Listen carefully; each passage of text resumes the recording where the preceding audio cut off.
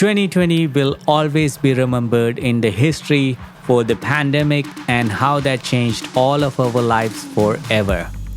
But on the bright side, 2020 was also a year for some of the best camera gear releases. Sony, Canon, Nikon, Blackmagic and others released some of the best camera during this time. Some of those cameras grabbed the headlines for wrong reasons and some other for great reason. Canon R5 and R6 was the most anticipated camera prior to the release based on the specs. However, in the real life, they proved to be limited due to their overheating issues. On the other hand, Sony released their best video camera ever in the mirrorless segment with the release of Sony A7S III. However, the steep price of $3,500 kept the enthusiast away from the camera and more likely will be used by the professionals primarily. But for Sony and Canon, the release and news did not stop there. For Sony, a highly accessible and compact point-and-shoot camera like the Sony CV1. Between all these releases and news, Sony also managed to sneak in a compact full-frame camera built on the Sony A7 III platform. That is the new Sony A7C.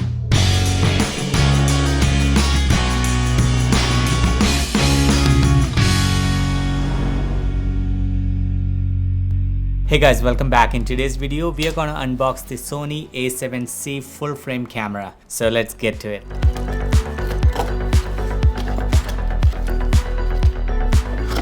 A7C strap, the typical Sony battery charger, and this box comes with the kit lens. So I was not planning to get the body with the kit lens, it's so tiny, but when I went to the shop and looked at the kit lens, it had an interesting perspective because as you can see, there is a dot on the top.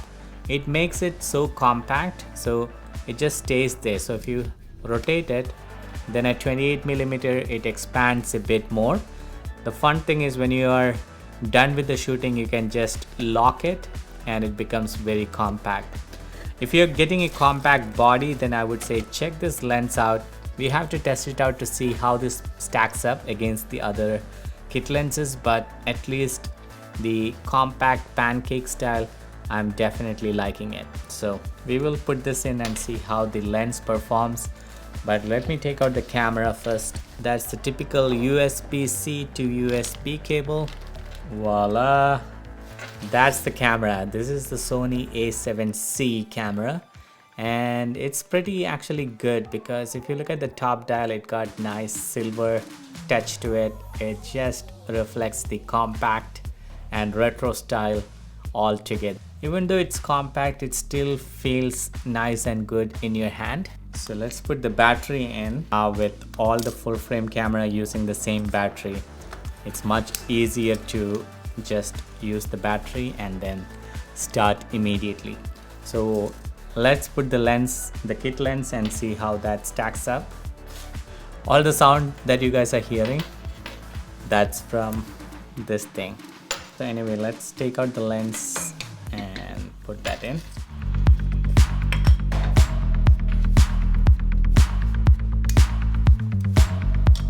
Alright, pretty nice and compact. It really feels good in your hand. It doesn't feel tiny at all. It feels nice and compact. It has a nice feeling and it doesn't feel heavy at all. So this is an ideal full frame travel combo kit, and see how compact this is. It's really nice, and I'm really liking the silver lining on the top. That nice silver thing makes you really feel retro and pretty good. You know, you don't feel like you are serious about it. You really look like a enthusiast, and that's a good thing. So let's turn it on and put some memory card. Let me take the fastest. So on the left side you have a port. So just remember that you got only one card slot in here, so we are gonna use that. Close it. And the good thing is it has a flippy screen, so that's the one thing that I was missing in my A7 III. Otherwise I love the A7 III camera.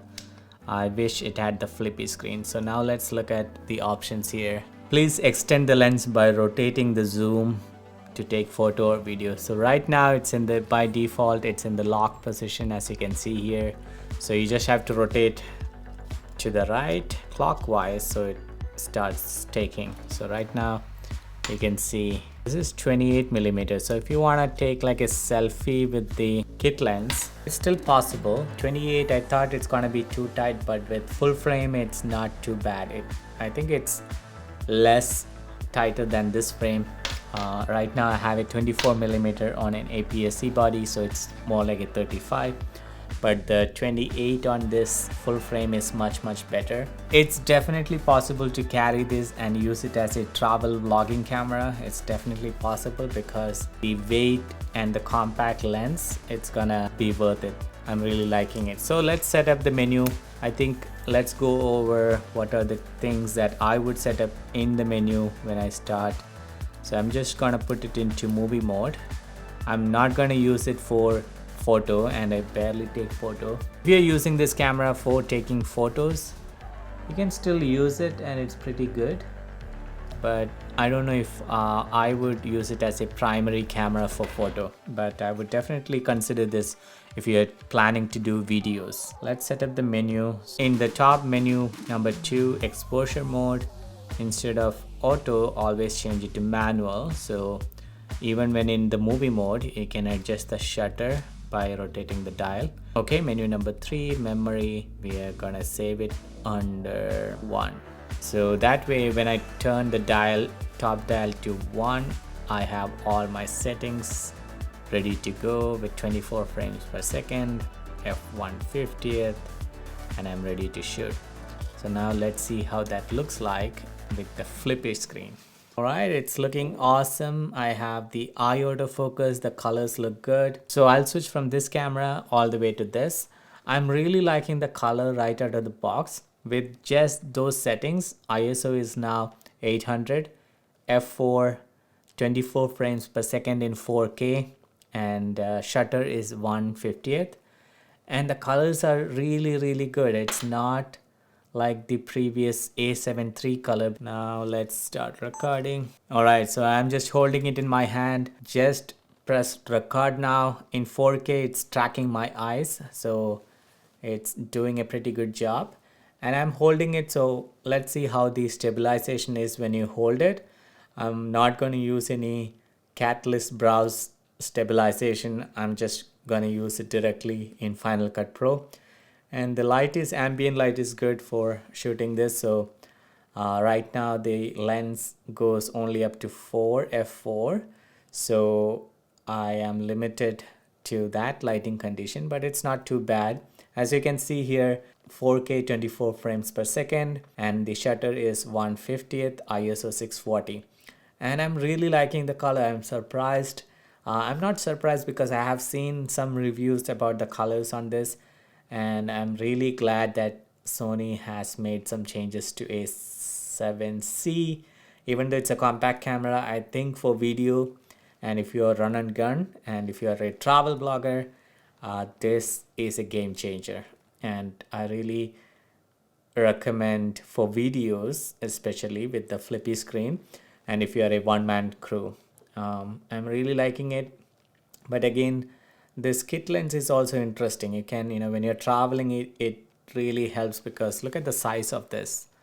It's gonna help a lot. And I'm gonna stop recording here. So when I recorded using the camera here, I just used the onboard sound, so I did not connect to any microphone. So the sound will be used from this mic here because I just wanted to have a nice sound. But just for comparison, I'll throw the sound for you guys to hear it. This kit lens is also interesting. You can, when you're traveling, but it's pretty good and it's compact. So if I have to turn this all the way, look how compact this is. It's pretty good. Sony A7C. Alright, there you have it. I think just in minutes and seconds it's all set. And if you're traveling, it's not as compact as the ZV-1, obviously. Whoops. Look at the lens cap. By this you can figure out how tiny this lens is. It's almost like a toy. You don't have to worry about the lens, it just stays there. silver lining on top of it. Really good. It brings out some unique character to this. When you carry this, you feel like you are a retro hippie kind of vibe. It's pretty good. And for my use, I really don't need any 2-card slot that I have in A7 III because I'm not a professional videographer. I'm just using it for my hobby and YouTube here. So for my needs, all I needed was a better color science and a flippy screen, and Sony delivered it on those two things. So I'm really happy, and I'm most probably gonna sell the A7 III and use this as my new go-to camera. And I have a bunch of Sony lenses including the 20mm, so those will be used when I'm not using the kit lens. So more videos coming on those, but initial impression, I'm super impressed. And if you are not yet considering the A7C, I would say just check it out, especially for video. I think it ticks more boxes than the A7 III, especially with the flippy screen and the color science. So I'm super impressed. Alright, I think that's all for this video. I hope you enjoyed. If you have any question, let me know in the comment section below. If you're new here, consider subscribing. There'll be more videos on the Sony A7C and the Sony ZV-1 coming up on this channel. And if you're new here, consider subscribing. And if you like this video, give it a like. And I will see you in the next one. Take care. Bye.